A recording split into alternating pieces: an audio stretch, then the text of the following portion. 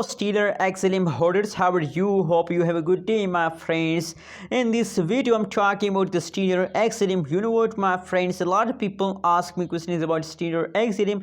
That what's going on in this time in Stellar XLM? Is it the best time to buy? Is it the best time to sell? Is it the best time to hold XLM, my friends?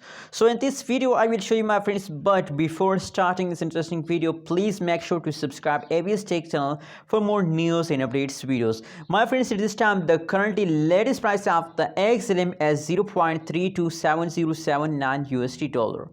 That is the currently latest price of the XLM. On the other side, if you look the price changes of the XLM, so the last 1 hour, last 1 day price change is negative, and the last 1 week price change is also negative, my friends. The completely changes occurs in the XLM is going wrong, my friends.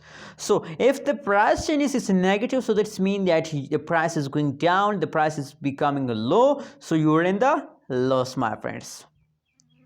Let me show you, my friends, the price chart of XLM. And now the currently situation in the last 1 hour, the price changes of the XLM is completely negative, my friends. Price fast down, fast down, fast down, fast down.